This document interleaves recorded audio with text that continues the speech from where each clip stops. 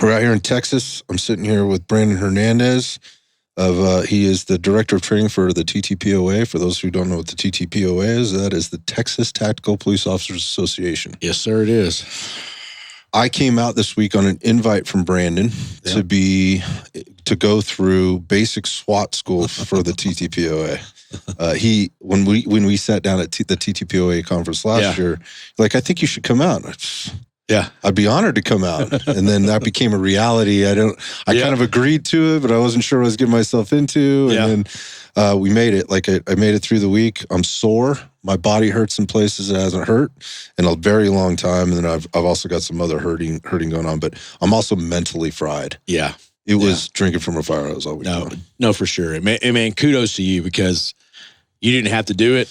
There's comfort in what you do now, as far as, man, I don't really have to do this. I proved myself, but I do like that you were able to step up, mentally challenge yourself and go through it, because you're competitive, and that means a lot, especially we're the same age. Actually, you're a little bit older. I haven't hit 50 yet. Slightly. Yeah, a couple months I'll be 50, so we're right there, man. And it means something to do all that, because you got to test yourself. I like what Panone says, to be hard, you got to do hard shit. Mm-hmm. You did hard shit this weekend. And I think that's what some guys miss, because they don't understand the whole thing. There's a method to the madness of all that. It's not just to screw you over. There's building blocks, and we try to relay that. Some guys get it, some guys don't. But man, very, very proud that you came out. Glad we partnered with you. Man, great guy. It's been a pleasure getting to know you even deeper this week. Even though, man, we've been seeing each other at 4 a.m, and stuff like that. So it's been fun. I'm honored to have even been invited, but to go through the process, especially with all the teams from all the places. We're going to get into that. I want to talk a little bit about that, the structure of it, how it looks, how it's managed. I think probably a lot of people could take some value from that. I know this from my experience through, very specifically with the TTPOA, and then, in talking with so many officers, SWAT officers, beat officers, people that, detectives, people that do this stuff all over the country. I think, Texas has something really special here in what it is that you guys deliver, and how you step up to provide all kinds of things for officers. Yeah. The SWAT school is just one of those things. There's so many things. Probably too many. We could make a podcast about each one of them. Yeah. But it was an interesting experience, and then getting not just around the teams that were going through the school, and we'll talk about that. I mean, there were 76 people, because there was a couple of females in the school as well. But getting to work with the other agencies through the training this week, and the individuals there, and the high quality, high level people, and they really influenced me and inspired me in a different way. Good. Yeah, and when I say different, I just mean there's a sense of. I said this leaving the conference last year. There's a sense and a connection to there's something bigger than me. Yeah.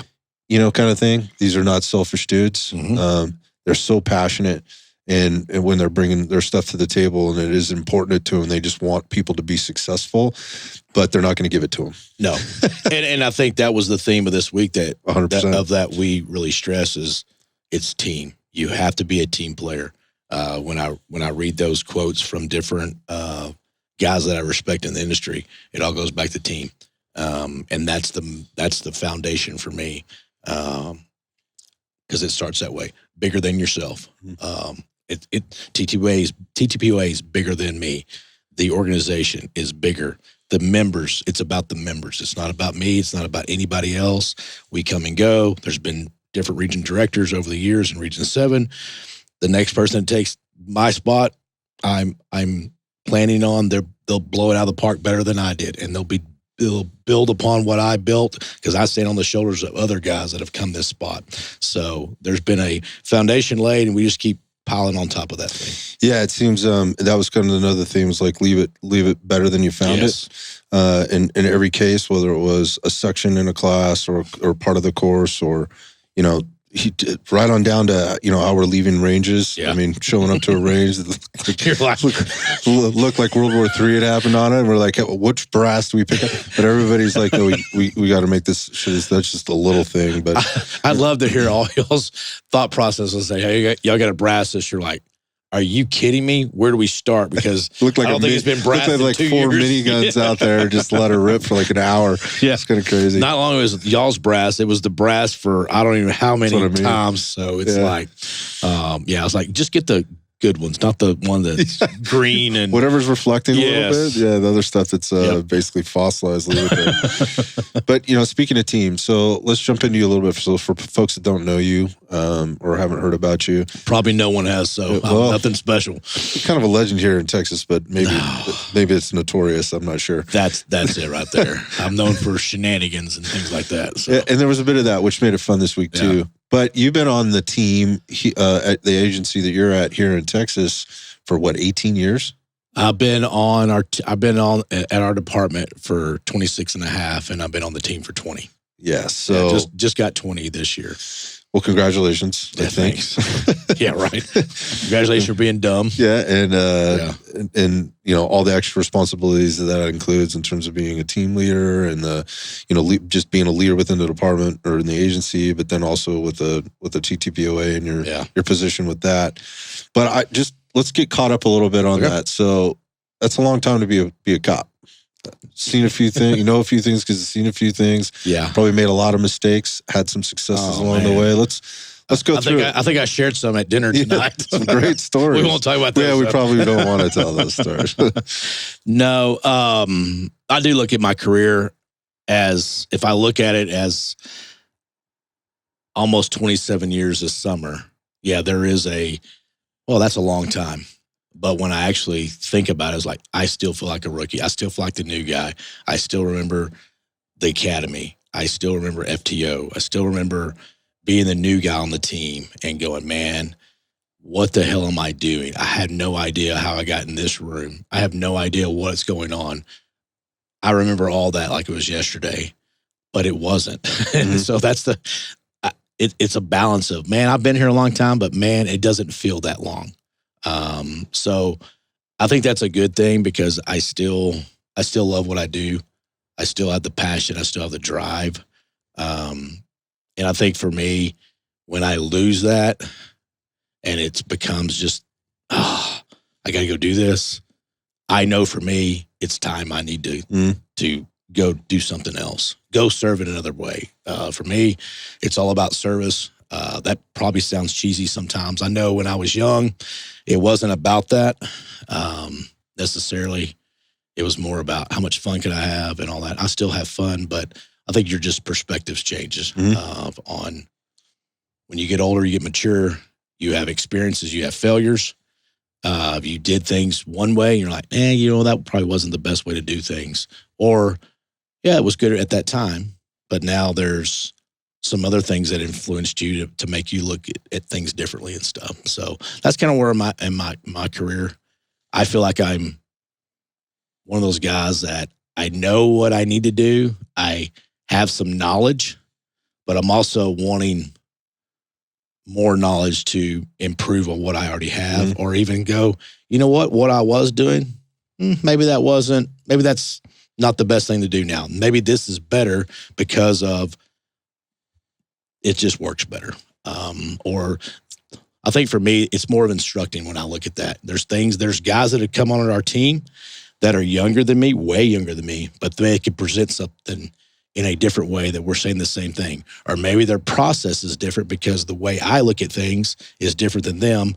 They're more like, this is A, B, C, and I have it all laid out. I have it all notes written. I'm not a note taker.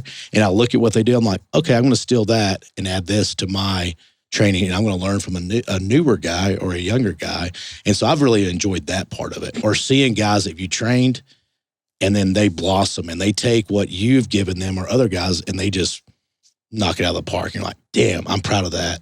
And I'm glad I had a little bit of influence in that. And man, you're even doing it better than I was at that age that you are. So that's kind of why it's kind of like a dad figure a little bit. Or now I'm a grandfather now. So different perspective. Oh, man. I'm not there yet. Yeah, it's the best feeling in the world. It's awesome. You said a few things there, and that was about always looking to, if there's a better way, let's do it better. Mm-hmm. And very specifically, what you're doing with your own team, but also, again, as the director of Region 7, or director of training here in Region 7, you're doing those things there too. Yeah. And that might sound redundant, but the point of that is I don't think that's very common, at least in what I hear when I kind of the feedback I get, and whether that's through social media or sort of in person. That is not the way the majority of the institution sort of works, at least not people at you that have as much time on as you have. Yeah. They are not trying to do that. They are trying to not get in trouble, right? Let's meet some metrics that are important to whoever my boss is, whether that's the mayor, the city council, or maybe the public. Yeah. And let's play this safe, and let's make sure everything is canned, in terms of response, and making sure that we are basically hitting these key points so that we don't stir up too much. Yeah. That's the actual opposite of what I've seen you doing. It's like, what can we do to bring stuff in to stir the pot, to see what kind of rises to the top, and what can we take away from that, and then do it better next time, including the conference, which we're going to talk about, but also the training that I saw happening this week across the board.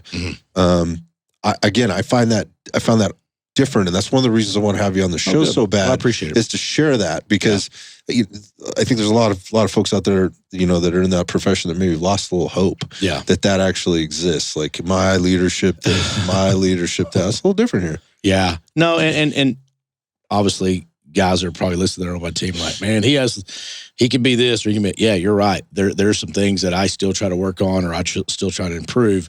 But what you're referring to is, I do look at it as, hey, I'm the oldest guy, I'm this guy, but I also try to relate to what the younger guys are doing. I try to look at what the mid-level guys are doing. What are they like in training? What's the industry doing? Not because we want to switch because this training company on Instagram is doing it, but what are legit guys that I respect? What are they doing? How are they training? How are professional shooters training? And I've really taken that on and go, okay, I want this. Come in here and bring it to this. Come in here and do this. Because at the end of the day, TTPOA doesn't go, hey, we're doing it this way, and this is the TTPOA way. We bring in all kinds of people, and at the end of the day, you as the end user, you get to choose what you like, what you don't like. And from what I've experienced, the people that we're bringing in, there's a lot of positive feedback, and it's changing the culture from what I've seen. And when it comes to, especially in the shooting culture, because of who we're bringing in. And the guys that we're bringing in, it's not just, hey, we're going to teach you how to shoot competitions, even though that's what they do, but it's combining all that to go, hey, I understand what you do as an end user in your police world. I'm taking this as my shooting world. I'm just going to give you that at the end of the day, shooting to shooting. And guys, the light bulbs are coming on for guys. And that's a really fun thing to see, because I'm in a text thread with a lot of other guys across the country that are cops that love to shoot, and they're in the SWAT community, or they're in the law enforcement community, whether they're the range guy or whatever the capacity they are. And we're passionate about that. There's conversations going on all the time. Sometimes I can't even get to it because I'm like, damn, I'm 15 back below. Now I'm 30 behind and stuff. But there is challenging guys on there. And to me, that motivates me. And I think that's what you need. Like, I'm always being pushed. I'm competitive, but I'm not so competitive where I can't go, hey, what are you doing? Let me humble myself to ask you, how are you getting this success? Because at the end of the day, as an instructor, that's the end game, is how are we making these people successful? You do it better than me. Tell me how you're doing it better than me, because I'm teaching the same stuff, but man, you're relating to these guys better. I think like one of the questions you asked me today on the CQB stuff, that's been an overwhelming theme people ask. But then when I'm asking you, did I explain it right? And you come back and you tell me what other people said in your class or in the other students. I'm like, okay, well, maybe I am relating to that. I just don't know it because I don't get the feedback. Like now, we've been debriefing every night about this class.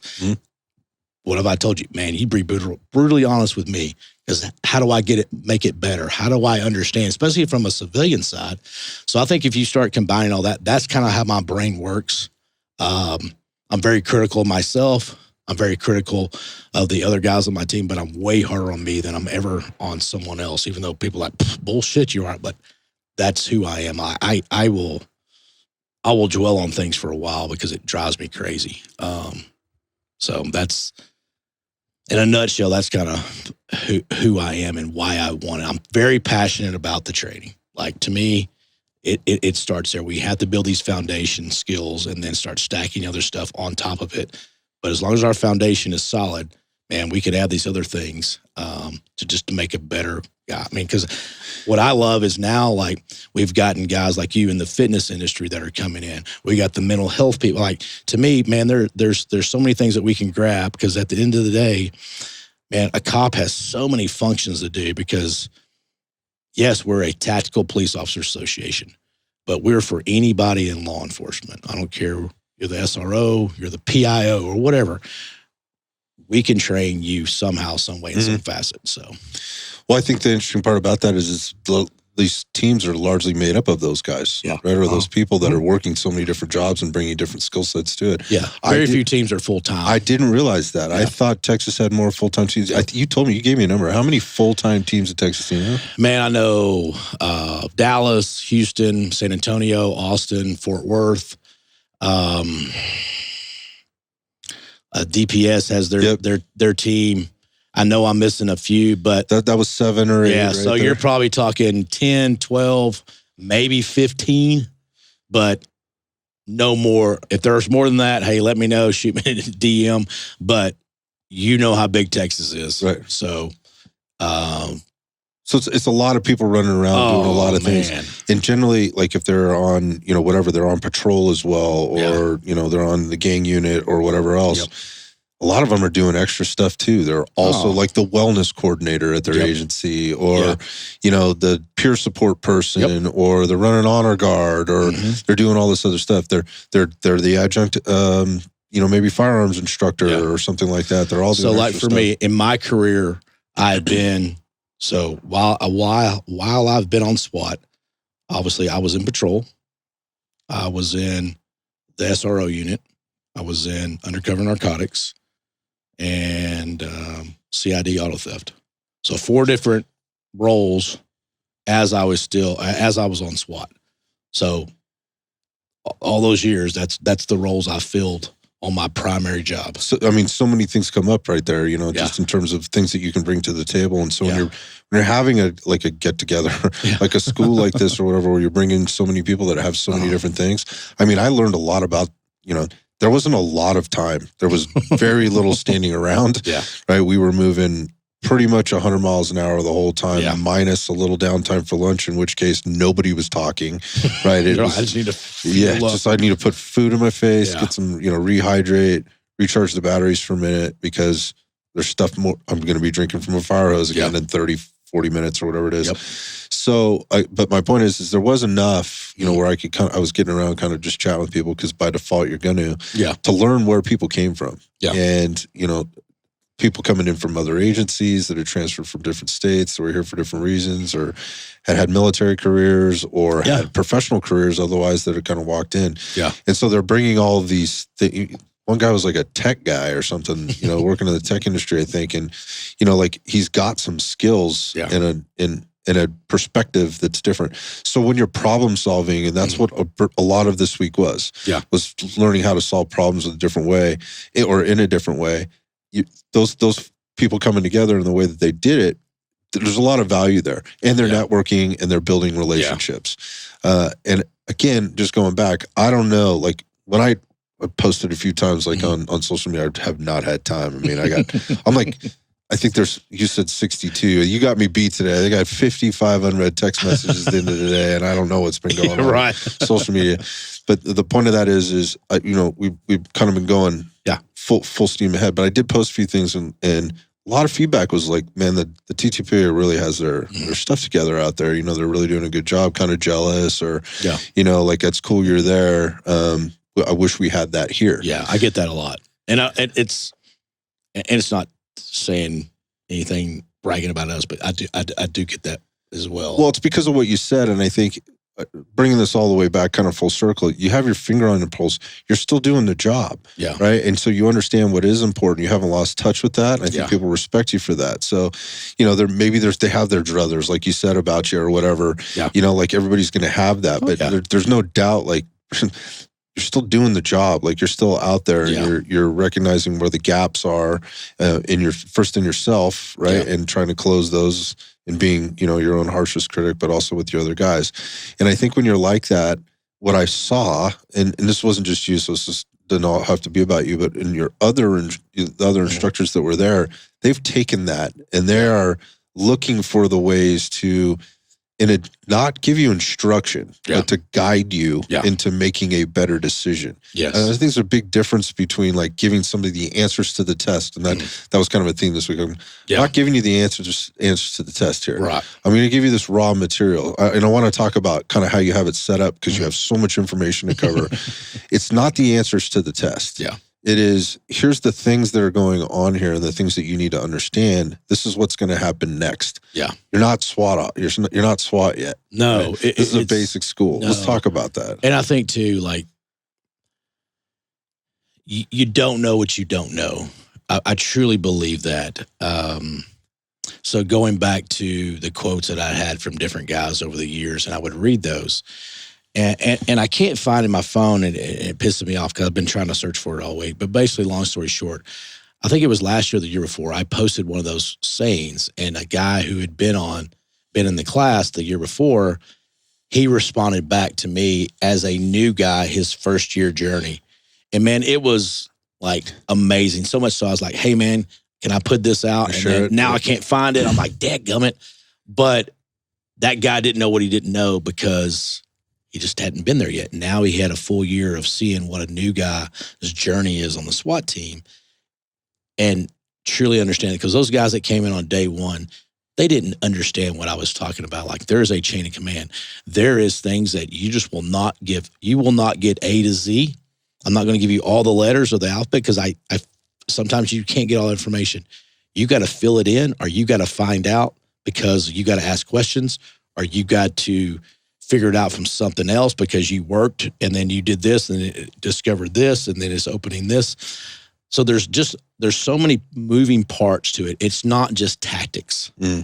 Tactics is one thing. That's what I got this week. Yeah. I mean, and the thing is, even within the quote tactics, Team A does it this way, Team B does it this way, Team C does it this way. So therefore, when you come to a school, okay, well, Team A that I'm on does it this way, but Team C is teaching me, it's going to be different. So that's where guys don't understand, like, oh, I want all to be taught tactics all week. Well, okay, well, yes, I get that. But at some point, there's the legality stuff that we have to teach per TCOL. So you got to get all that stuff out. As a student, you're like, well, I wanted to come here and do this. Well, I get that, but you have to understand this. You have to understand the history of anything you do. You have to understand good point. The legality of why you're doing the things. You have to understand how you scout, how you plan operations and stuff like that. Those classes in and of itself are 2 or 3 days. You can make it a week long, just those classes alone. So, but guys don't know what they don't know. So we try to give them the best overall taking stuff here. That's why we bring in different cadres. It's not just my team teaching it. It's 2 other teams along with our team teaching it. So you get a bit of how they do this, how they do this. And at the end of the day, you're like, oh, I kind of like this. I like what they do. That's the whole point of it. You know, the whole PT. To me, the PT is more about the team. It's about, hey, how do you get guys to work as a team? Well, you have to tire them out. There's going to be guys that are really good. There's going to be guys that are right in the middle, and there's going to be guys that are falling. Well, how do you pick these guys up that are falling to bring them up here? It's a team, because if me and you are doing CQB and we're really good and these 2 guys aren't because they're still new, but we're going to go in there and we're going to be the dudes that are doing, man, it's not going to work out. Like that. We're going to get hurt. We're going to get somebody else hurt. That's just not how you do it. So for me, my philosophy in the whole TTPOA Basic SWAT is building the foundation of how to work as a team, how to figure out the problems without getting all the answers, how to show the leadership, how to show how the structure of SWAT works. Because at the end of the day, the whole tactics deal, man, you're going to do what you're going to do when you go back to your town or your city or whatever agency you are. And there's some guys that they're not even on the team. They're just wanting to get better. So for those guys, I can understand, hey, I want to learn tactics. Okay, but what tactic are you going to do as a team? Because you're not on a team. So there's that aspect of it and stuff. So, we try to do the best we can. And at the end of the day, we're all volunteers. Like, I'm volunteering. I don't get paid by the TTPOA. They don't give me a monthly check. There's not a salary. Like, it just is. We all do it because we're passionate about it. And for me, the guys who have come before me in Region 7, man, there's been the presidents of the association. Man, I think pretty much all of them have been the president. If not the president, they were the vice president or something higher than that. So I'm like, man, I'm standing on a lot of like big men's shoulders to pass this torch down to someone else. And like the whole template basically of the SWAT school that I run, that was put together by someone else. I just took their lesson plan and their template of how they did things and just used that and just added what I thought was going to be good and stuff. So, and for me, like I've been really passionate about honoring our fallen. I think that's because I've gotten older in life. I've lost some guys that were friends of mine. So for me, I'm like, okay, this means more now than it did when I got on the team in my 20s or even in my early 30s. So I think that has a lot to do with it too, because I think that's another important part. I think it's what you said there was because you've gotten older and you've recognized the reality of that. When you're faced with your mortality at some level, man, right, it changes your life. Yeah. I've had a couple of experiences where I've had to check in pretty hard and go, maybe this is not so important over here. Maybe I should focus a little bit more over there. Let's talk a little bit about structure, because I think if people are listening and like, it's really easy for you to, and me, I had a great experience. I'll never forget it. Yeah. Just like, it'll be one of those things, as it was explained to the rest of the class today, they had to get through this week and they're going off to do whatever they're going to do. They'll never forget the week that they spent here. Right. Good, bad, or indifferent. Yeah, right? For sure. They're going to remember all kinds of stuff. They'll remember what they were doing and how they got it done and how they didn't get it done in some cases. The point of that is I think there's probably folks out there. It's like, look, that's great for them. I don't have that here. How could we start something like that here? Yeah. Like, what would that even look like? What would be the beginning stages? Because to your point, like this, you didn't start this. No, this started a long time ago, and it took a long time to get here. It's 41 years now this year. Wow. So the point of that is there is a little bit of a template in a working model, or I would say proof of concept. Yeah. So when we look at the structure of it, it's 60 hours. Yeah. Right. There's TCOL requirements within that 60 hours that have to get hit. Yes. And that is the stuff that nobody wants to do. Right? I hate teaching it. Right. So that's classroom stuff. That's looking at PowerPoint decks. And anybody that's been to any law enforcement training, I've been to several of them now, including this one, which was obviously very concentrated. Yeah. That's not the fun stuff. Right. Yeah. The stuff you want to be doing is the active learning, hands-on, doing things. And I think that's the nature of most SWAT dudes or SWAT people at this point. It's like, let's get our hands dirty. Yeah. Whatever that is, let's go do the thing. So, but coming in, there's some things that got to get handled. So one of the things when just in terms of the structure, when you come into the week, let's just kind of walk through it. You come into the week, it starts on a Monday, goes through Friday, right? Yeah. It starts first thing with the PT test. Right. So we get together. There's a little bit of a muster, if you will, kind of an overview of how the week's going to go. And that started at 7 a.m. And by about 8 o'clock, we're out on the track, right? On the field. Yeah. And so to your point of like improving or changing up, I'm one of those guys that just me, I don't ask a lot of details. Like if you tell me, hey, you want to go do something? Yeah, cool. I'm not asking you, hey, man, what time I need to be there, what I need to wear, what are we going to do when we get there? I'm like, if I want to do it, I'm going to do it. And then when we get there, I'll figure it out. That's just my personality. To me, that works for me. So when I think about going to class, that's how I think.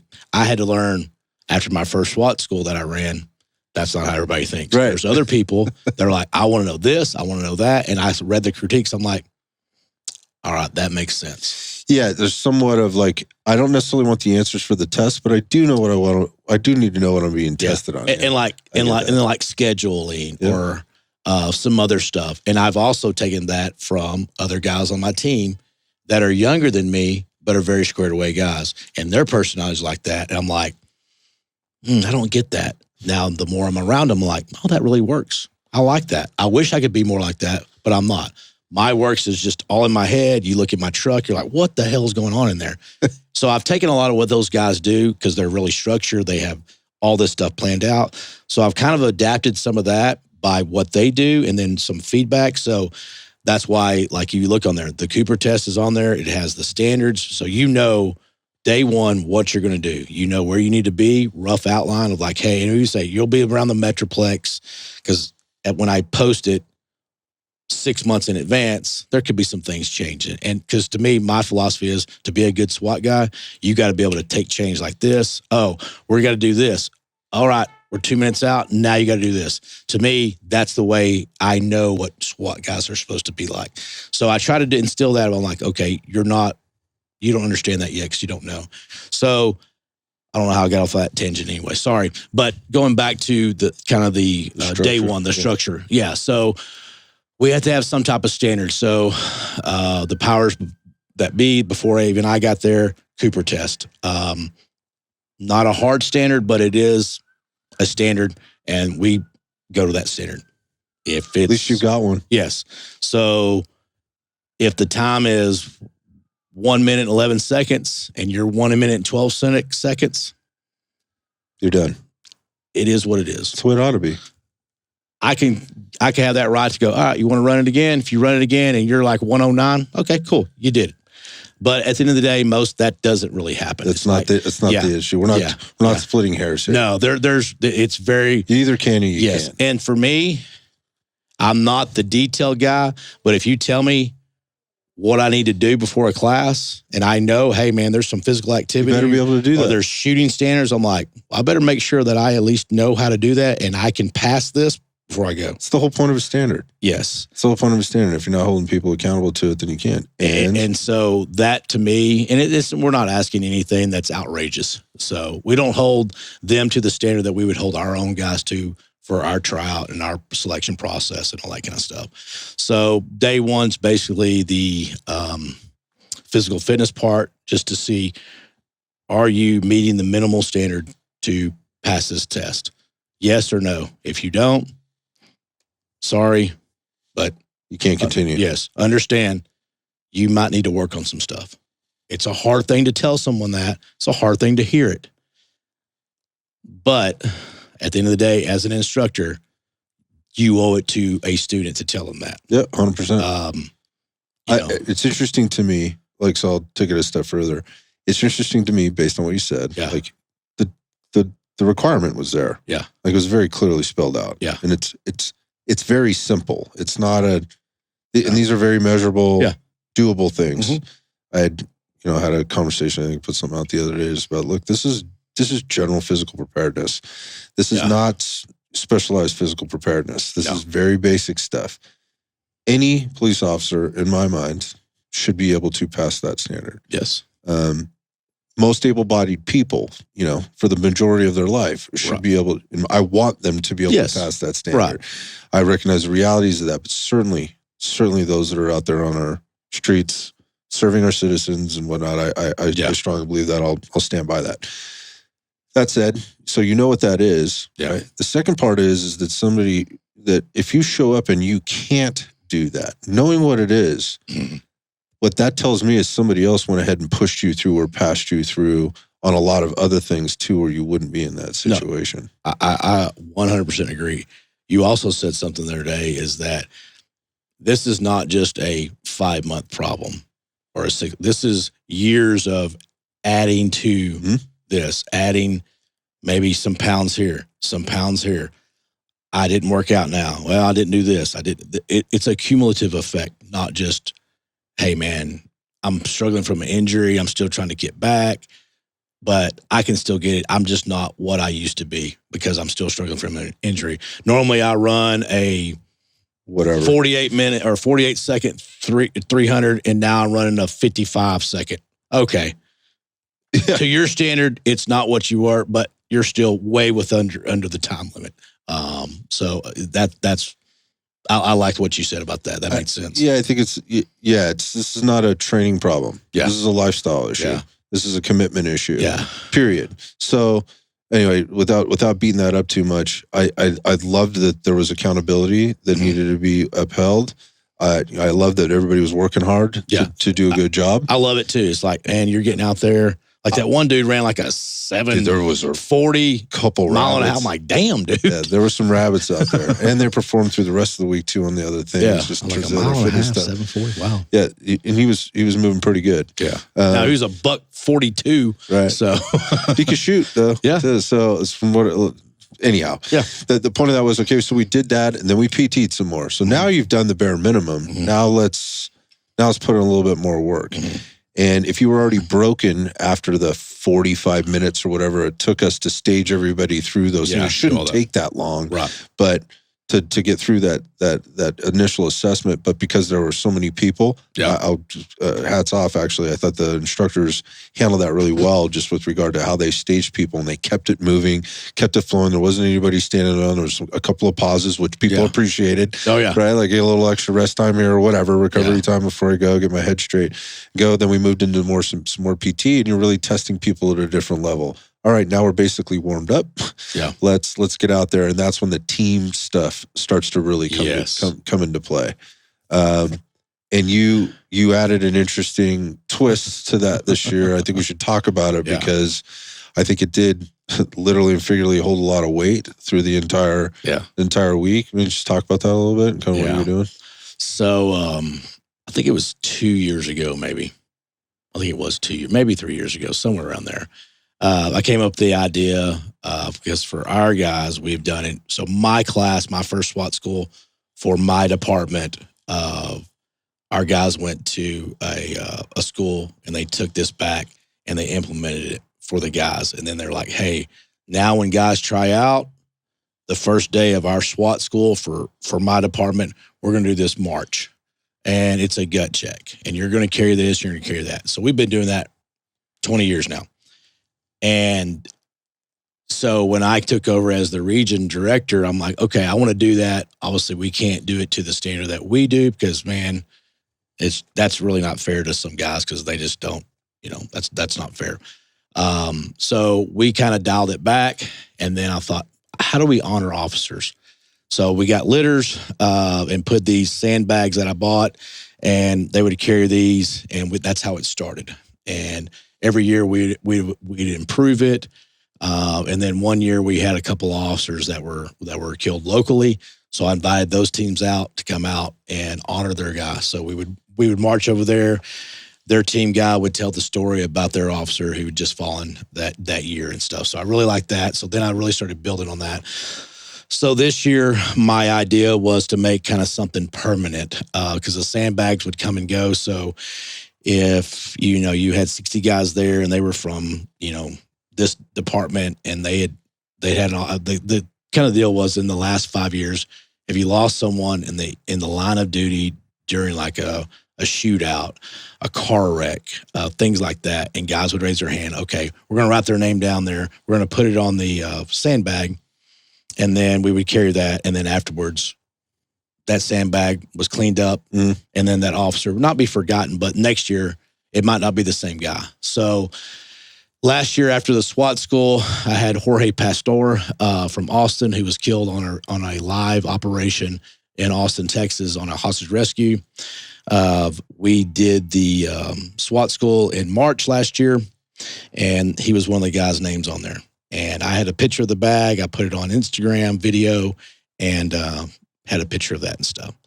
So fast forward to the conference of last year, we had a shooting competition during range day, and that shooting competition, all the money went towards his family, Jorge's like organization that his wife started. His wife showed up, had no idea, didn't know her.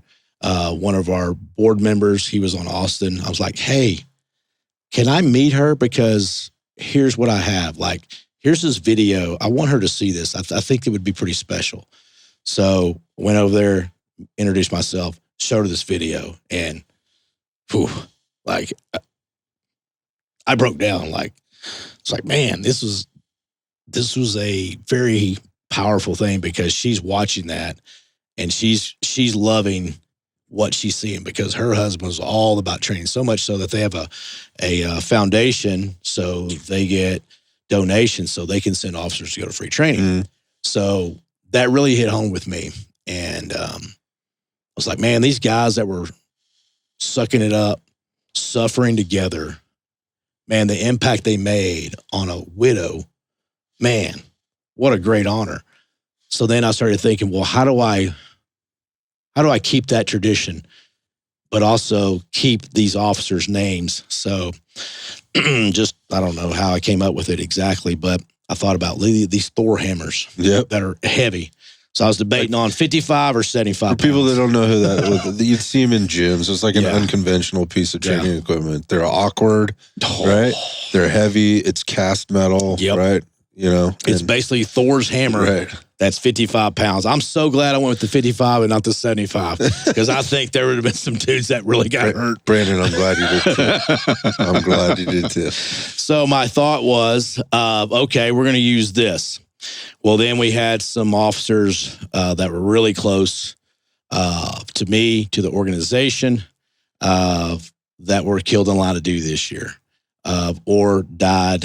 You had Kelly Perkle, good friend of mine, TTPOA legend, SWAT sniper legend, and he was on the board. He died of cancer. Just amazing man, and I wanted to honor him. Right. So that hammer, we put his name on there, and then another officer, Cooper Dawson, he was with us and then left us and went to another department, and then he was killed in line of duty back in November. So we're like, man, I got to do this for him. So that hammer was made for him. His name was on it. And then you had Josh Bartlett from Lubbock County. I met him, I don't know, 5 or 6 years ago. He came down to TTPOA training. We became friends. He came several more times.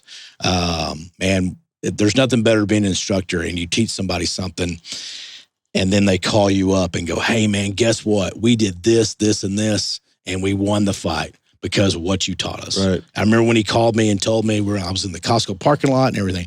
Anyway, long story short, he was killed a few years ago, shot in the neck, and he died. So I was like, man, I got to honor him because that guy's all about training. And that was a really just powerful just moment for me because, man, that was someone that I knew and went to the funeral and seen all that and what his wife was about. So I'm like, okay, so that's another anchor that we're going to memorialize in this hammer. So you had Jorge, you had Kelly, you had Josh, and you had Cooper. So those were kind of like the main staples.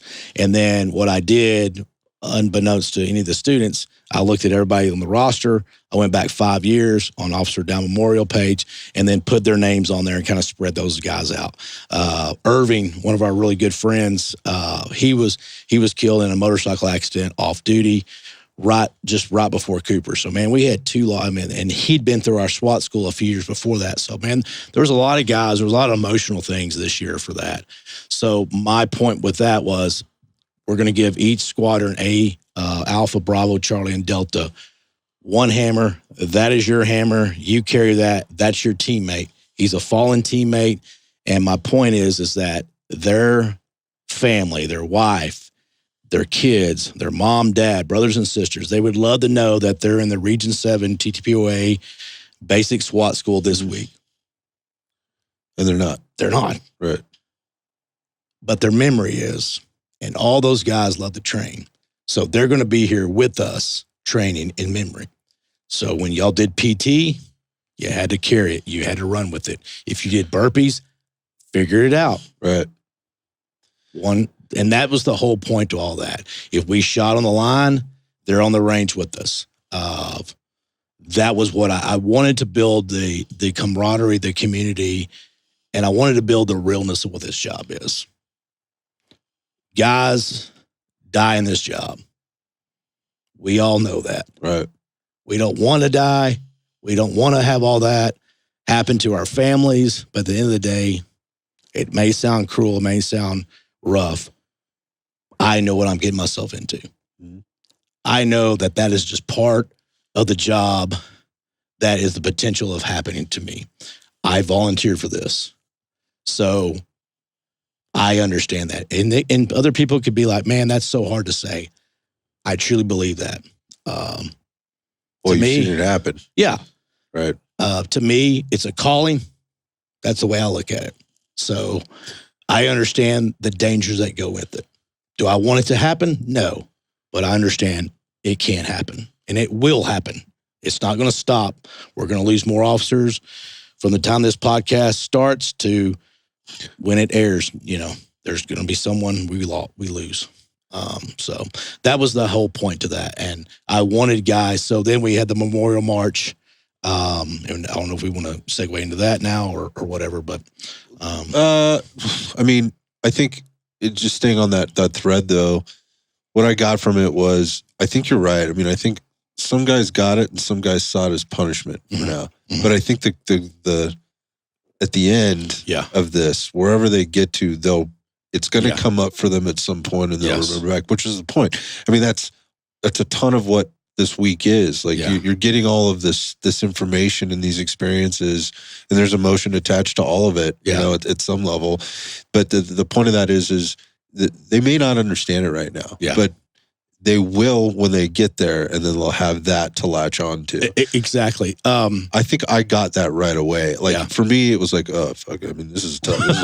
This is rough hearing stories. And I had heard about and know some other officers that knew those officers just in the last couple of years, and had a couple of conversations, and I know how rough that was. And it became very much more real later in the week, which is what you're alluding to, which we can talk about. But they're, again, you've broken them up into 4 groups. Everybody's responsible for one of these things. Yes. They go everywhere. Everybody's taking a spell carrying the dang thing, you know, during PT, you know, just like this is just part of the thing. Because the weight of losing an officer, it's heavy, man. Man, like it's heavy. It's huge, man. Like if you've never lost one, man, you can't even imagine how heavy it is. My thing is like, it's not someone that I was like the academy or my guy that was like right there with me and there was guys out there that came to the march that they lost Josh. They were right there with Josh. That's a really impactful thing. So for me, it's to go back to, there's a burden to carry. And you're carrying that burden because they can't anymore. To me, I know that means something because I am older. I've lived it. I've seen it. So for me, that means a lot to me. Yeah, you can't make somebody feel that. No, but you can put it in front of them and make them stare at it. Yeah, right. And maybe they do, and maybe they don't now. Yeah. And you hope they never have to. Yeah, right. But at the same time, because when my kids were playing sports, we had a family friend, and he had cerebral palsy, couldn't nonverbal, kind of crawled a lot. Really couldn't. He could never run. And my kids were always athletic and played. I'm like, hey, listen, 2 things: like play like Rocky, and when you get tired and it hurts, think of this boy because he would love to be able to run and be tired like you are right now. Same thing. I would tell the officers, hey, when you're tired, suck it up. Think of that officer. Think of those families. Do it for that person. Like now I'm carrying this stuff and I'm also feeling it. So I wanted their connection to be all that. So that's the gist of the whole thing. Yeah. The interesting thing about that was, for me, was again, like, while I didn't know any of these people, like I got the heaviness of what it was, both physically. Yeah, no, for sure. And conceptually, you know, I guess.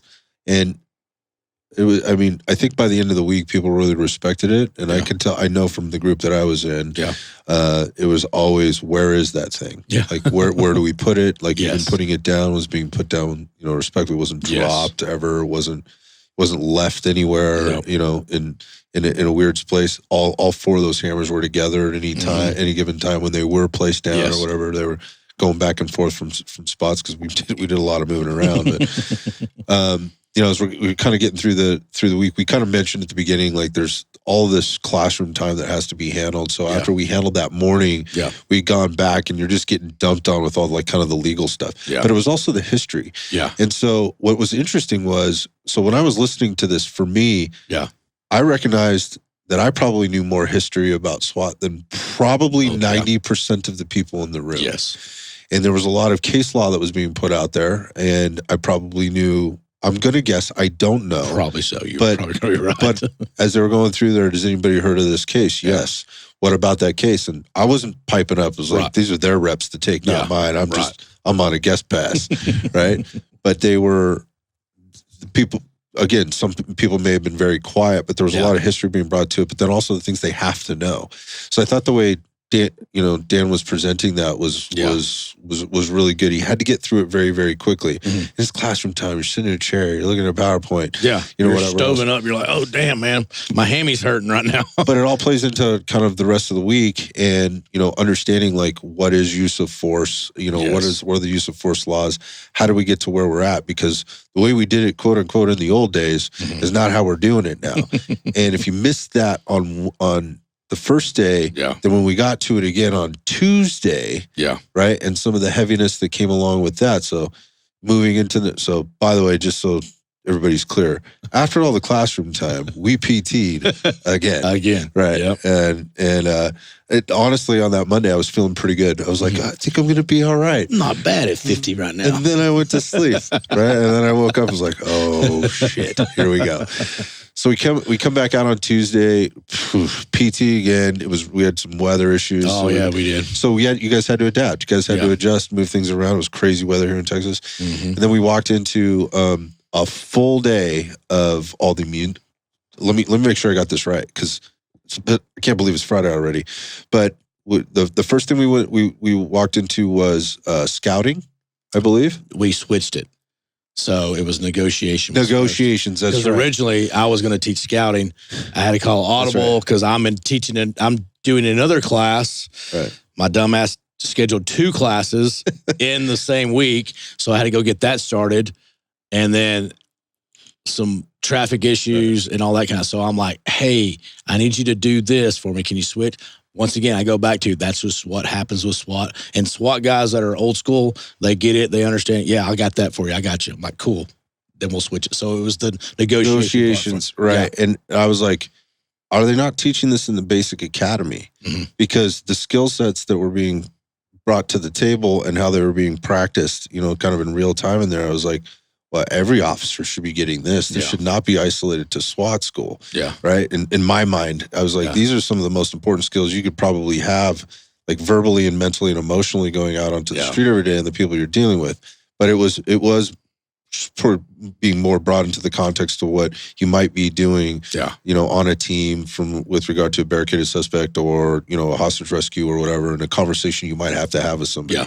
But most of those guys are going back to patrol or going to some other job, so I think they're going to take some stuff away. But it had to be handled in a very concentrated period of time. I was like, I could have listened to that all day, if I'm being honest. I thought it was really super interesting. Then we moved into scouting. Yeah. Then we moved into like assault planning for structures or houses or stuff. Yeah. So for me, a lot of that was very new. Yeah.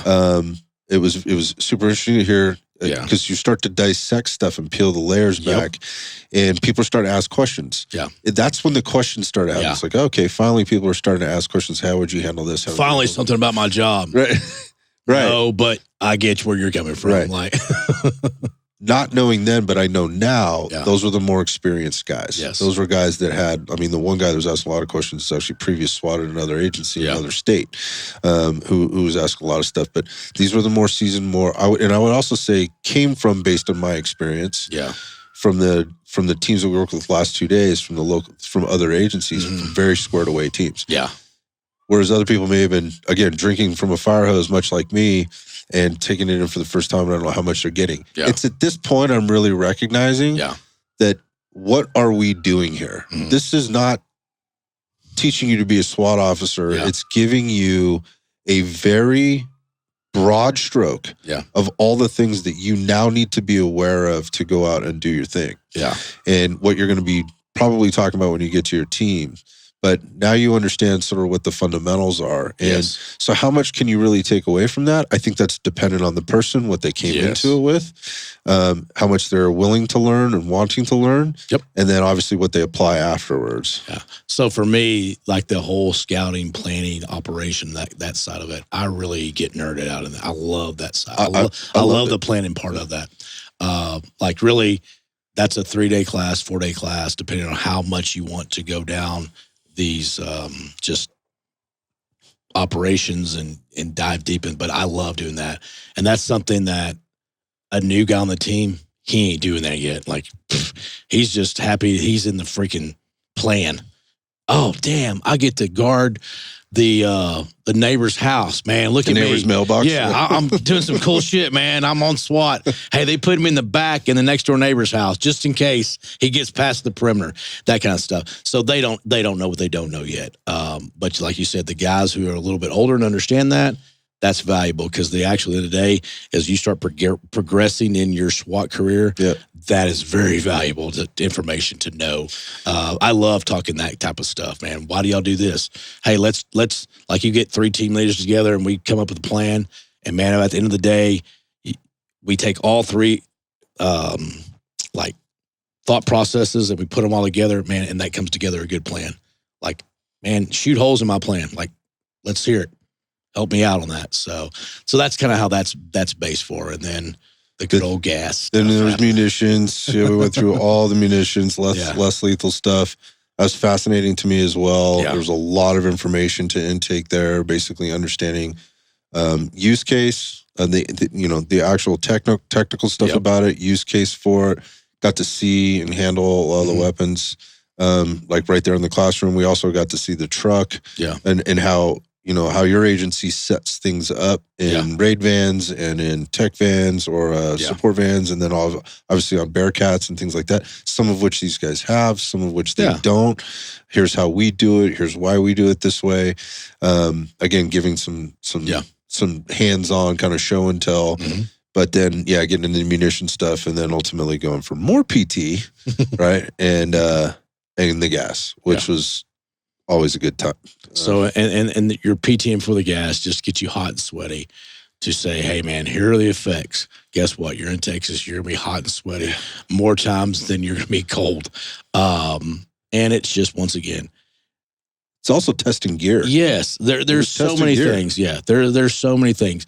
You want to be hard, you got to do hard shit. Sorry. You said, you were testing gear. Like, man, I had no idea my gear didn't do that. Yeah, there's nothing better than guys found out some things. Yeah. They found out some things about stuff that they carry in their car every day right now. Like, that shit don't work. Yeah, you're like, screw that. Right. Done with this shit. Like, what brand are you wearing over there? Like, so it was cool. We had some good, some cool vendors out there that were showing us some stuff. The Avon guys were like, were amazing. And that seemed to be the crowd favorite. That's one of those things. I hooked up with the Avon guys a few years ago, and I'm like, hey, because I used to have a long ass beard down to here when I was in narcotics, and man, I'd put that Avon gas on, tie it up in a little like ponytail, put it in my mouth. Sometimes it'd be in my nose, sometimes it'd be in my mouth. But man, as long as I kept underneath that shaved up, I never had any seal problems. And when I put that gas mask on, I was like, I'm a believer. So I go to the rep. I'm like, this is what I look like. My gas mask seals are like, really? I'm like, hell yeah. And so that's what made me a believer. Then I would invite them out because I would see guys wear these dumbass masks and they come out choking. And I'm like, try this on. They're like, oh, this is the best thing ever. Yeah. Now, sometimes guys just can't get a seal for whatever reason, but eventually it's something that you're doing that's causing that issue. Like you finally got yours fixed, but you also have a beard and you didn't shave underneath there. Yep. So, but you handled it, man. You did a good job. I was proud of you. we had to step out for a second to refit. We got it straightened out, and then you were fighting some shit in your mind. That's good. That was good for you, though. Oh yeah, I wasn't like I just knew when I walked in the door, I wasn't in there for 5 seconds, and I was like, this is not working. How are people walking all the way to the back of that Connex box, and I am already like, oh, this is not good. Yeah, you're in a Connex box, it's dark, you're like, oh man, all the worst fears are coming together right now. Beards are cool sometimes, definitely not in that situation. But we got it worked out, and it was fine after that. Yeah. Fine enough for what it was supposed to be. But again, like gear checks, like understanding, what's what will work, what won't work, and why. I thought that was interesting. There were some realizations there. That's valuable, right? You don't want to be finding that out some other way. Yes. And I guess it's something you got to do. And I should add, there was a great instructor who came out who handled all of that for us and made sure everybody was prepared mentally, physically, understood how their equipment worked or whatnot, what to do with, all that kind of stuff. And that was a rough day to gas because the wind was blowing like 40 miles an hour. Oh, I was 100 yards from that. Yes. And I was already choking. I mean, normally I don't ever wear a gas mask out there. You'll get a little rosage, you're like, that's not that big a deal. I had my damn gas mask on. I'm like, there was a tornado. I think a dust storm came in. I'm like, what the hell's going on? So I had to wear my gas mask, and I went in there because it was residual from that wind was so bad. Yeah, it was an interesting experience for me. Obviously, unique. I don't think too many people get to experience that. I'm not sure I loved it, but it was interesting. No one loves that, man. Like, then I think that Wednesday was everybody's probably favorite day, just because we got out of the range and we were out on the range all day, and I mean that's what people probably want to be doing. It's the cool stuff.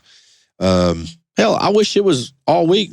Basic SWAT was 5 days of rain. I'd love that, right? But it's not. Well, there's other parts of the job, and those are kind of the things I was learning this week. Like, what does it mean to be, and more specifically, and I'll be honest about this, like the part-time SWAT officer, like the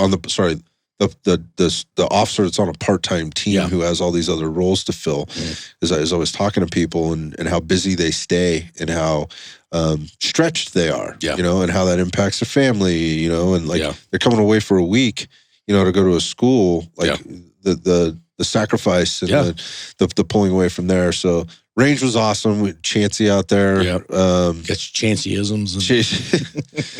Dude can shoot. Yeah, he can. And we went through a lot of rounds. I think. And he's a great instructor. Fantastic instructor. Had a lot to cover in a short period of time. The goal was get out there, shoot, learn some things, move around a little bit, and again, test your equipment. I was impressed by the level of shooting actually that was going on that day as compared to a lot of what I've seen. Y'all did really well. There was a lot of just solid guys out there that were working hard, learning, correcting problems, fixing it, and then wow, man, that last run looks nothing like this run. Like you fixed some things, you figured it out and stuff. So a lot of people to get through. Again, big class, so we had to split people up over a couple of ranges. And got through it, but I'm always thankful to be out there on the range for the day or whatever. But it was interesting to see like super fit people that are doing really well on the PT that are maybe struggling a little bit with the shooting, and they're getting. So people are like, here's where I get to shine, kind of thing. And but it was fun. It was productive. I think we got through about probably 350, 400 rounds of pistol, probably somewhere near 300, maybe 350 of rifle. Same. So there was no shortage of shooting. Got to PT a little bit at the end of that day, and then got up the next day on I guess that would have been Thursday, and then we spent 2 days going through basically 3 different things. Yes, right. And just in case anybody was wondering, yes, we PT'd morning and night both days. Thursday was a good march for the Memorial. Thursday was the march. Yeah. So we started the day with the march, and that took on kind of a whole new meaning when we got out there. Man, I was so proud of those guys. It was hard. Yeah. It was hard. Especially y'all's litter that you had to carry. Well, because I was with the Garland guys, we got extra love in that litter. I was telling you, I was doing math, and I'm pretty good with the math on the plates. What did we figure out it was? I think it was about 270 pounds. Damn. Because sorry about that. we had about 170 pounds just in plates, and then there were 2 more sandbags in there. And so everybody had to take a spell. We got marched all over the place. I don't know, it's close to an hour, 10 minutes or something like that, start to finish. Right there.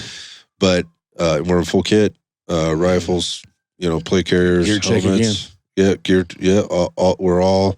Yeah, everybody's fully suited up. We started off with Lubbock County coming out there and honoring Josh, guys who lost him. Kind of set the tone, man. That when he spoke, he set the tone. I was like, "Ooh, here we go." I think the guys felt it.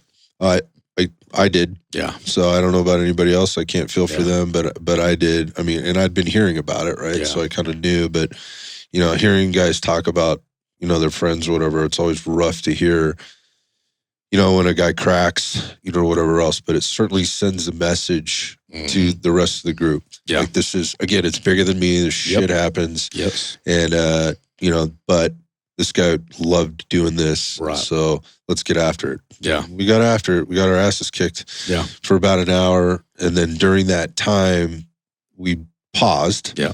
We do about 20-minute intervals. Is that what it worked out to? About 20 minutes. Because all the time was running together for me, brother. I don't know if it's 20 minutes or 2 minutes or what. It hurts. It was hurting. We were hurting out there. And we would pause to listen to another teammate of somebody talk a little bit about, their person, including a wife of one of the officers. Yeah, she brought it home at the end. Yeah, yeah. So that was so. I was so proud of her to be able to. I mean, it ain't been a year. I mean, November, right? And she's out there. Yeah. So that's tough, especially at that point you're kind of physically broken. At that point, so and you're still holding the litter. Yeah, there's not a lot left in the tank at that point, so you're really taking it all in a lot of different ways. Yeah. But then 2 solid days of working with different teams through different stuff, and I think briefly with the breakdown, I started with vehicle assaults, and it was really cool, and just that the Dallas squad was out there, and so I'm from California, we have LAPD, right? We have LA SWAT, kind of like what's considered maybe the grandfathers. I understand a little bit about the history there. I understand that.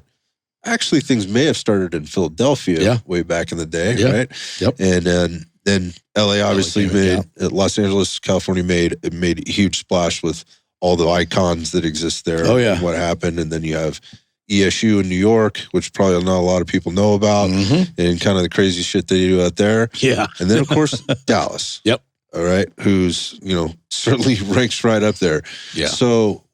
Getting to work through the vehicle assault stuff, which clearly this is not something I'm ever going to do. Like, I have none of this stuff really, aside from maybe unless you go rogue, stuff, man. Right? Yeah, so I'm doing some crazy shit with my homies. Yeah, right. But I'm not hitting any houses or assaulting any cars or vehicles.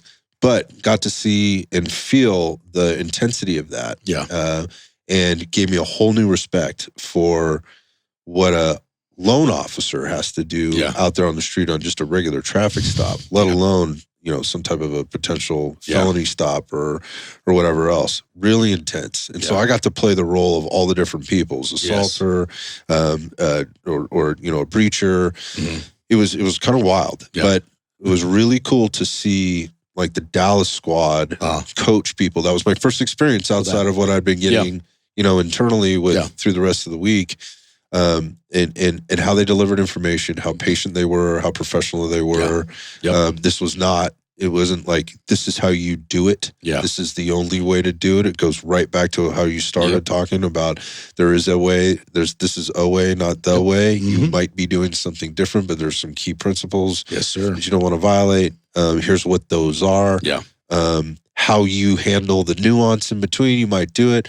But I really enjoyed the instruction part. Good. Right? And everybody was picking it up and they were just running reps. Like, we don't have a lot of time to do this, so we're going to give you the basics. They layered on a few things, threw a couple little hiccups in there for people to have to deal with. And then we moved inside and got to work through some of the tech stuff, which was also very cool, which I don't think a lot of people get exposure to. Yeah. Robots, cameras, drones, working through the hallways and doing some stuff there. Hallways kill everybody. Yeah. Because there is 4 million ways to do hallways.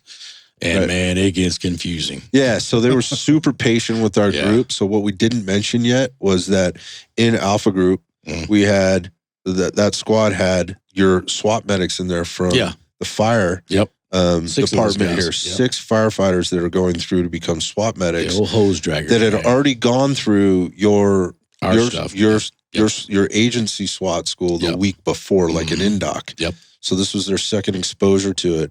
And so I was with super fit group of dudes. Yeah. A lot of fun. So positive. They're laughing and having a great time the whole time. I love our TAC medics, man. Like, I give hose draggers a hard time all the time. My brother's a fireman and stuff. And it's a good, back and forth. But, man, those guys that we have, man, they are golden. Like, I wish they could be the guys with guns that come in to do the stuff that we do because they're squared away. I mean, they're just great dudes. And I love it because there's been just a bond that we can build with them. And I love the fire culture. It's so different than the police culture. It's so different. I'm like, y'all are doing it way better than we are. They are. I mean, I'll admit that. I mean, they do it way better than we do. And you can tell, like, you're around firemen, you're like, y'all are different than those assholes over there, man. They certainly were. Again, there's some unique qualities there, but at no time did they ever not take anything they were doing or take anything they were doing not seriously. Yeah, they wanted to be involved. They were taking reps. I mean, on the PT stuff, these dudes were out in front. Yeah, they were. The whole time. Well, going back to the hammer. Yeah. So much so he won the guy. He won the championship belt. Yeah, he was voted basically most valuable player in our squad. Yeah. So, that I think that says a lot. Especially when you're dealing with we had 19 in our group, so there's 18 other people that said you're the dude. So. But going back to, working through hallways and stuff like that, we were talking about just kind of how it lined out. The patience that the other teams had that were teaching that, the other agency teams that were teaching that, had for that. And they took the opportunity to ask those guys a lot of questions about being a medic and how that worked, because that agency had their TAC medics taken away. And how to be better at what they were doing and the schools that they had gone through and stuff. So I think it was valuable for both. My point there being, I think it was valuable for instructor and for student. PT again, finished today, and then went back today. And while the other group, while y'all were doing y'all's deal, the other group was with us doing CQB. Yeah. So while they were doing that, we got CQB all day today. And that other group, got the other stuff. And so today was, just a long day of all kinds of scenarios, problem solving. It was the first day my body actually started feeling a little bit better, a little less sore, but mentally, everybody was trashed. Yeah, it's a lot. It was a lot. And so again, after you do 8 hours of CQB work, learning basic fundamentals and principles, and then actually going down and trying to apply them and all the things that happen down there, and eyes bugging out of heads and different levels. I had the good fortune to be with you and your group. Some of the other guys were with some of the other guys from your team. My take on that was just your ability to manage the dynamic that was in there. When we're looking at like a bunch of 6 fire dudes, right? You had me in there, right? And then you had 3 really squared or 4 really squared away officers from other agencies, 3 from the same, and then 1 kind of on a standalone. That's a lot to manage, man. And so for somebody from the outside looking in, it's very chaotic. Yeah. Teaching CQB to beginners is going to look like that anyways, right? I've had my own experiences, but I know, because I talked to the other instructor, I happen to know as well, what was going on in the other room, which was a more experienced, seasoned crew of people. Yeah. Same thing over there. He's like, look, we are not trying to teach them, to assault rooms right now or to go into rooms, right?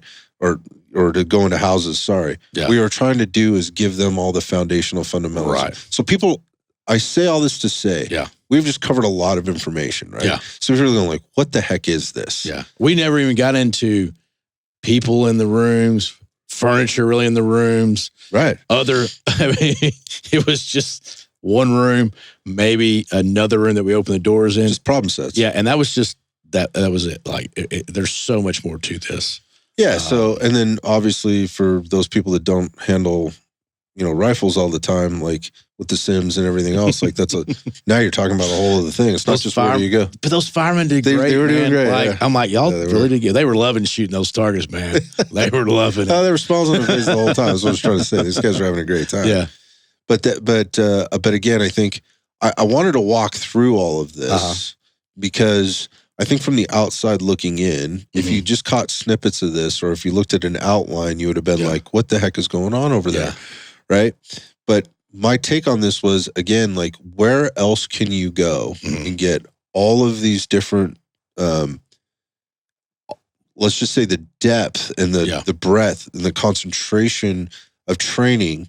And when I say training, that doesn't mean you get trained, now you're good. Yeah. Right? No. Training is, you get given some information. Yeah. You get to put that information, you get to see the thing happen in front of you. You get to take a few reps on it so that you now have an awareness of it.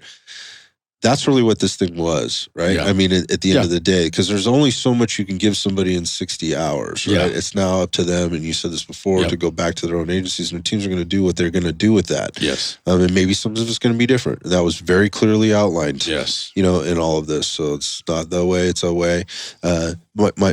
Again, I just don't know, and I talked to a lot of people, I just don't know anybody else is doing it like this. Yeah.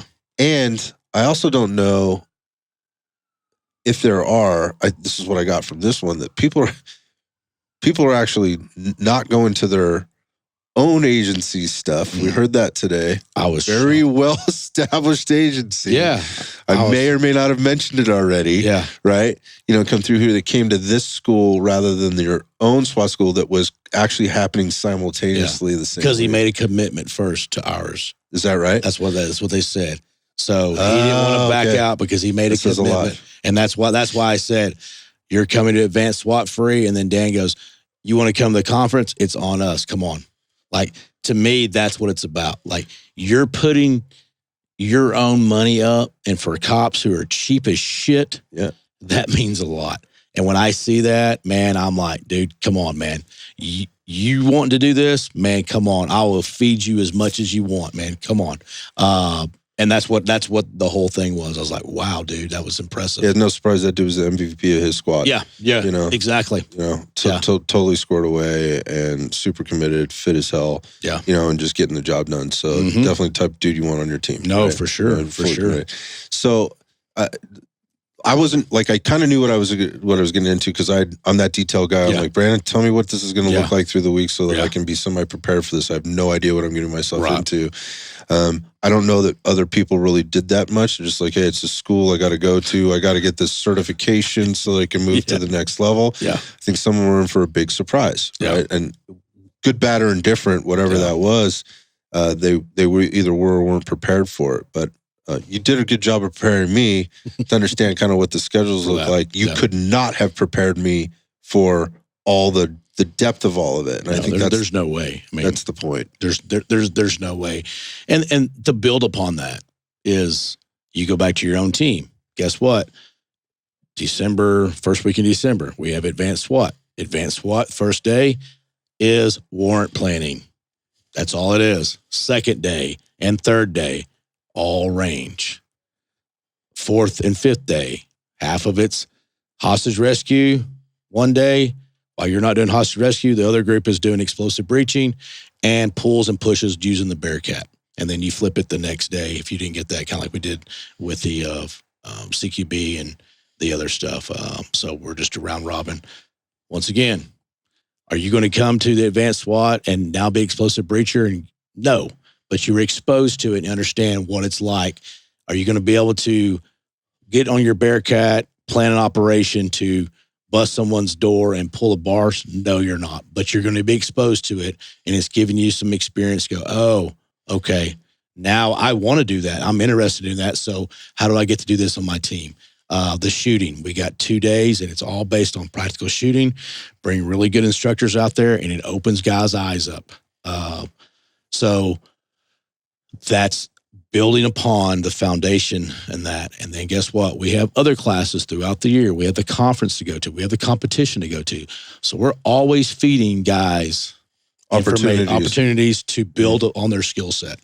Yeah, I think it's interesting. Like, again, this is 60 hours. Let's say basic, or advanced is 60 hours. So, that's 120 hours. Yeah, that is not a lot of time. No, right? It's not a lot of time. No. So, but what it does do is it takes 120 hours out of the training schedule, or at least it takes 120 hours out of the training schedule, or at least portions of the training schedule out for that agency that already doesn't have a lot of time.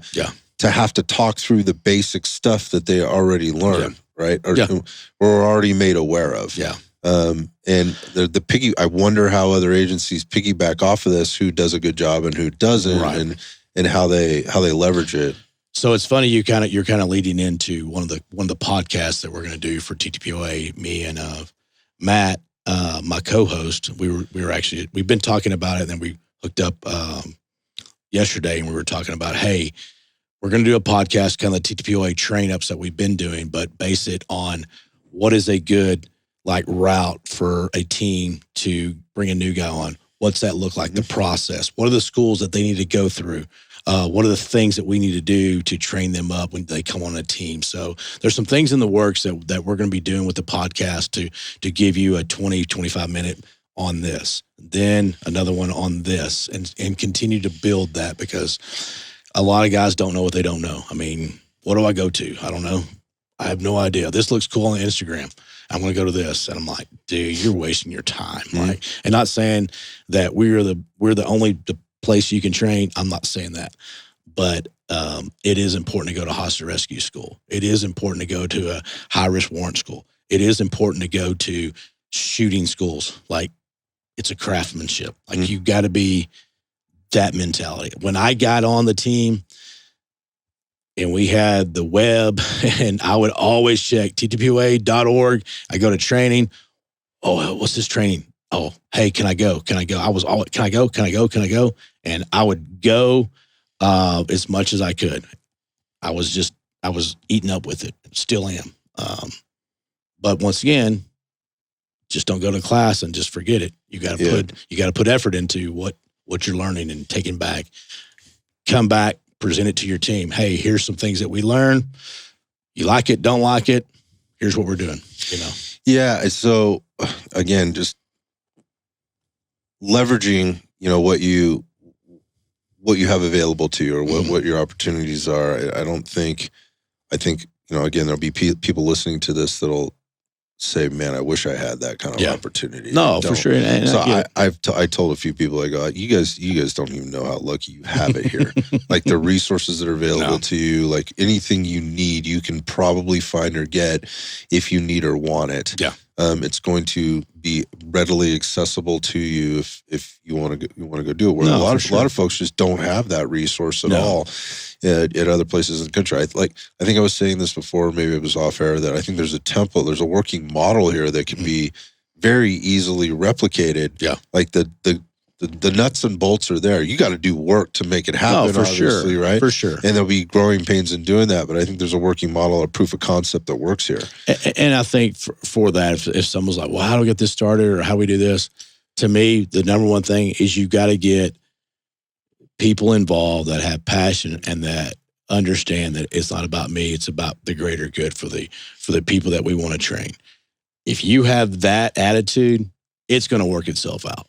You'll figure it out by asking, not being, it's just my idea and I'm the only guy that can do it. You're going to reach out to us. You're going to reach out to other associations and figure it out by asking them, hey, partner with us. We want to do this. I guarantee you, we're not going to turn you down, because we work with anybody. We work with all the organizations in the nation that are SWAT organizations, stuff like that. We work with other agencies or other organizations that are just tactical or police or anything like that. We do other things, the mental health. We're guys like, we brought Jake on because we're like, man, we need something on the performance side. That's how you kind of got involved and all that kind of stuff. So for me, as an instructor, you just don't instruct tactics or whatever you want to call that we do. Yours is, I own a business. I'm a leader. I am the business side of that. But I also have the coaching side. I have here's the process of how we do things. Here's the foundations of what we teach in your training.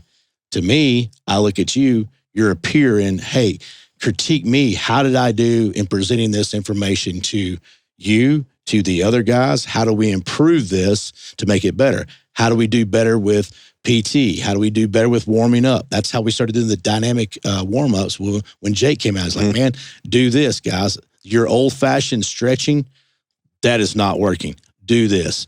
And so it's building upon that, but asking guys that are professionals and stuff that we are not good at. The business side of it, man. We got guys that have business minds that are now, hey, you dumb cop, you got to do it this way. Oh, okay. That to me is humbling yourself, and we're branching out, man, with the mental health side of that now. But that's, to me, that's how you just grow the organization and get bigger, and you reach more people. Yeah, you're bringing smart people in, right? Yeah. And I say this all the time, like just on the human performance side, like you guys have a lot of shit to do. Yeah, like there's a lot of things. I learned that this week. Yeah, like I learned how. And especially talking with some of the quote unquote younger guys on the team that have been involved in the delivery process this week, just in how smart they are and how much they know in the short amount of time that they've been on, and how invested they are in knowing it. And part of it is, again, what the TTPOA provides. One of those other things being, and we've kind of jumped back and forth from it, being the conference, right? And that thing, again, if anybody needs a model for success, like this thing's going like gangbusters right now. Yeah, I'm super excited. It's in April this year. I forget the dates. I'd have to look at my calendar. Yeah, I can look real quick. I feel like it's the last weekend of April, or I should know this by now, but man, I get so tuned out of what we got going. 23rd is the range day on Wednesday. Okay, so it starts the April 23rd. Yep. That's right. Now I remember this because it's my daughter's birthday week. She might be spending a little time at the Kalahari. There you go. The Kalahari. Yeah, you can send her down to the pool. Yeah, that's a great place, man. Yeah. It's like a floating ship on the land. So it's an awesome venue. Yeah. Right? It's just outside Austin. Yep, down there. Huge like ballroom convention center area, right, where all these vendors are coming in. How many vendors you guys up to right now? I think we're almost at 200 vendors. That's wild. Yeah. Right. You're going to need a bigger boat. That's what I told Dan the other day. We were talking about it. He was all excited about it. And I'm like, you guys are going to need more space soon. Yeah. Like or they're going to have to bust out a wall. Actually, I think they said they're remodeling that thing and trying to make it bigger. Yeah. Probably for you guys. So 100 or almost 200 vendors, right? How many instructors for the... Oh, I would probably say close to 80 instructors, maybe somewhere around there. Yeah. So you got like, I think last year was somewhere around 1,000 participants or something like that. Mm-hmm. It's going to be bigger this year. Like if you're not already signed up, I didn't think about this. We're going to have to wait. Well, I'll get it done before we drop this episode. You better make your hotel reservations because I can't imagine... I think that's like spring breakish week kind of thing for people too. You better get it. You better get your hotel because you want to stay there. Yeah, that's where the action happens. Yeah, there's the conference. There's going to be breakout sessions this year. Yeah, we're doing a few things different this year.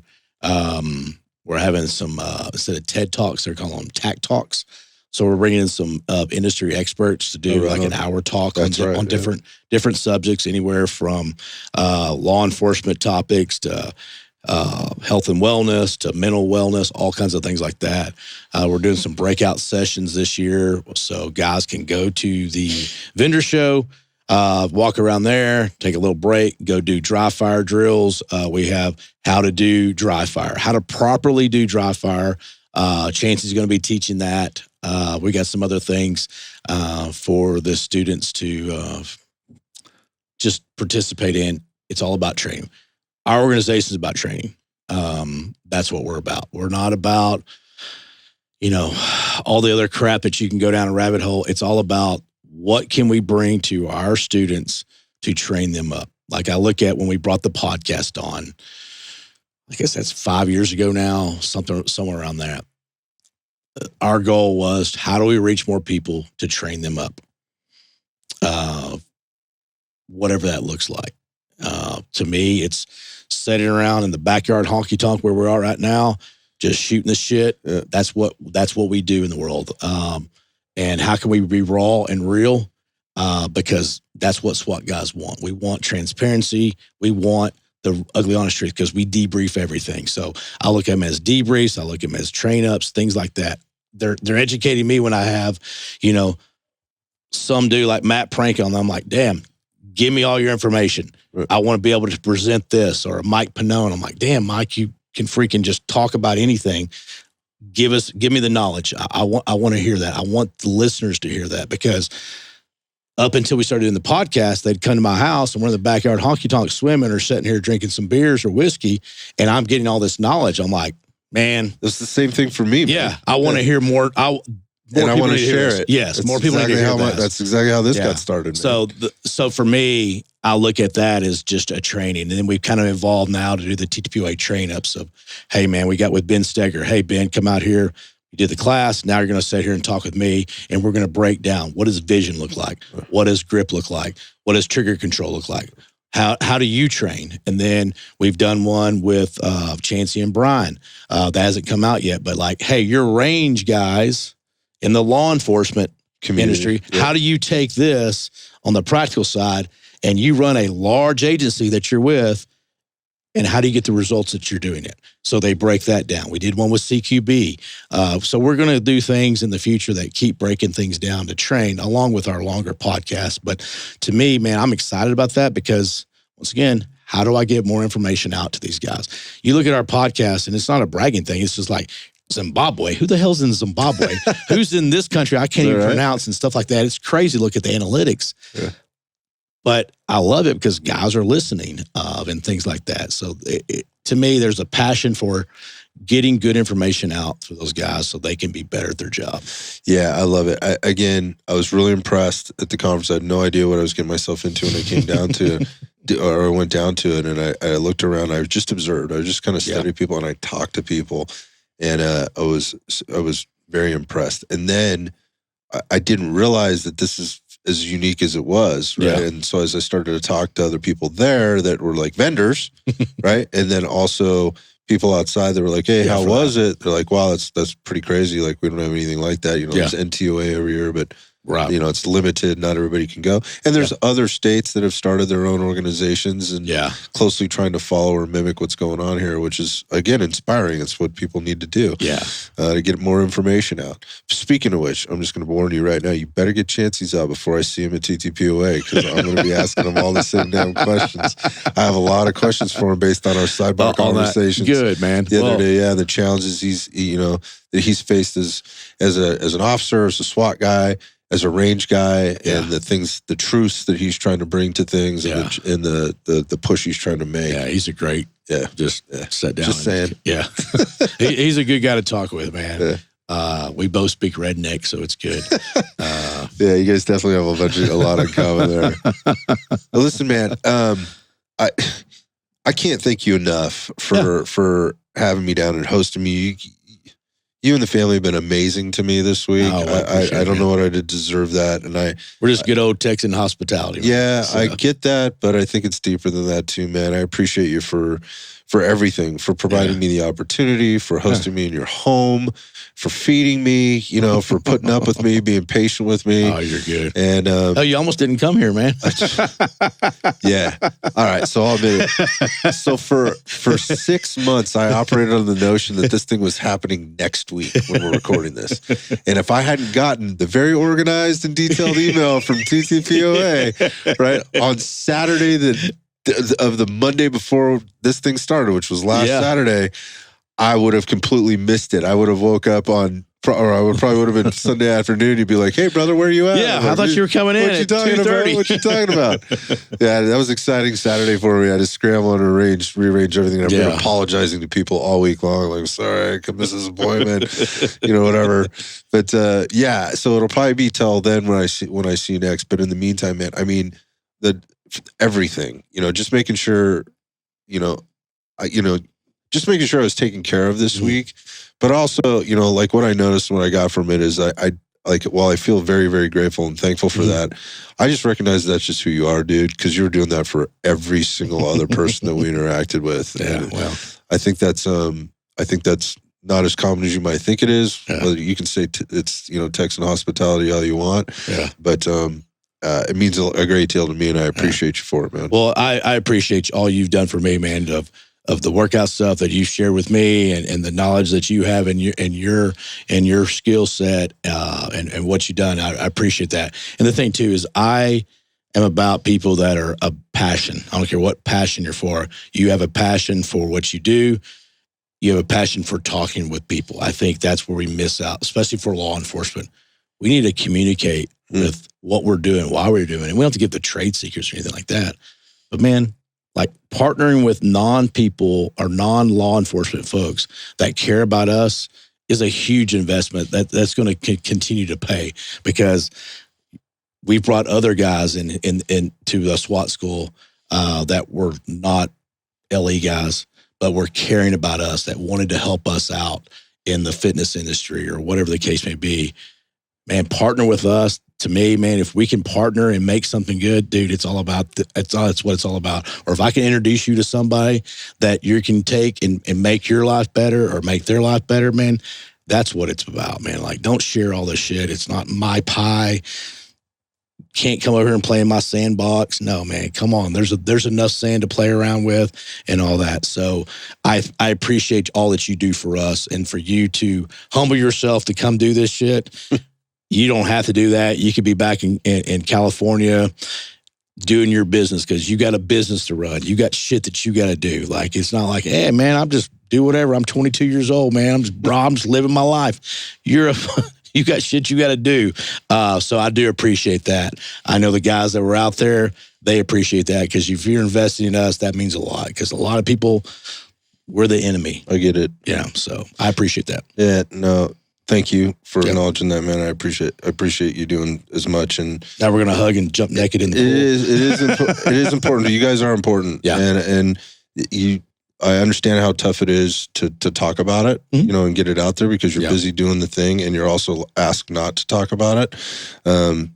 Like, you are a little bit of a different story because of the positions you hold, the podcast that you have, and there's a little bit of, I think there's a little bit of flexibility for you, but I was talking to a lot of guys this week, and I talk to them all the time, where they don't really have a voice, and like the things that the public doesn't understand what I now understand at a much deeper level about what that job is and the people that are behind it. Again, I went through a 1-week SWAT school, right? I'm not a SWAT guy, but they don't understand. People need to talk about it so that there isn't this gap in that communication. No, it's huge. I mean, it's like there's some agencies and their SWAT team. This is our tactics. We can't man, your patrol. You don't need this. And we're not like that. Like, I don't believe in that. When I came on our team, we gave back to the whole department, and that's the way it should be. You should give back to the citizens. I don't think there's a better community policing unit than the SWAT team. You put your Bearcat up, you got your gear on, you're the superheroes. Kids love it. Moms, dads, kids, all that stuff, they love it. You go hit a warrant at someone's neighborhood, the apartment complex, and you get the shitbag who's selling the dope in the neighborhood, and the people come out. I can't tell you how many times they thank you so much. Man, I've seen it where we're in a courtyard of an apartment complex, and man, we hit this explosive breach, all this kind of stuff. We get the guy in custody, and the kids are now having like a party with us. They're bringing us food. They're bringing us water. They're kicking the soccer ball. We're kicking the soccer. I'm like, that is community policing. That is guys caring about their community by just doing their job. And then the community sees it, and they're happy about that. So this whole deal of, man, you're militarizing this, and you got these assault weapons, and man, the society doesn't want y'all to do this anymore. Man, that's bull crap. I mean, you're talking to the wrong people. Do you really have conversations with the people that are in the community that aren't doing anything? They're not speaking out because they're just going to their job, and you're cowering down to a small percentage of people that just bitch and moan about things they don't even know about. And to me, it's like, man, leadership has missed it so bad. And we get put in this box of, all right, only break in case extreme emergencies, only let them be seen when we have to, instead of embracing it and going, hey, man, like, it's okay to see a Bearcat running down the street. It's okay that guys are dressed up in these uniforms and they have a rifle on and they have a helmet on. Like, they're friendly. They're good guys. We have families. I mean, like, some of the nicest men can be a SWAT guy. Like, I look at some of the guys on the team, like, dude, you're just a nice guy. But you have another side that you can do bad things to bad people if you need to. So, and then we get, it is what it is. I'm to the point now in my career and my age, I'm like, man, I know what's right. I understand what we need to do. I'm not afraid to speak out. I do have a little rebellion in me. That's just my nature. Really? Yeah, a little bit. But I always say, man, my passion is my greatest strength, and boy, I get in trouble for it as well. I'm like, man, it's hard to balance sometimes. I get you. I get you. But, going back to your examples there, like, you're not going to see this stuff on TV where the kids are out. Like, you just took the bad man away that brings this neighborhood down kind of thing, or, parents or whatever seeing you in a parking lot, and coming up and talking to you. That's not what you're going to see. You're going to see it, the aftermath of, something that's happened, and, you're the root of all evil. Yeah. I get it. But that said, like, that's not what I get. It's not what I got. We'll keep telling the story, man. Yeah. And I just encourage you to keep doing it for as long as you can freaking do it. I think everybody needs a Brandon in their life, whether, good, bad, or different, right? Whether he's busting your chops or encouraging you or finding resources for you, wherever. So, like, I feel blessed to know you, man. I appreciate your hospitality and your friendship. Thanks for coming on and staying up late with me. I am not jumping naked in that pool with you. Oh, man. This is not gonna happen. Not this time. Not this time. Next stop.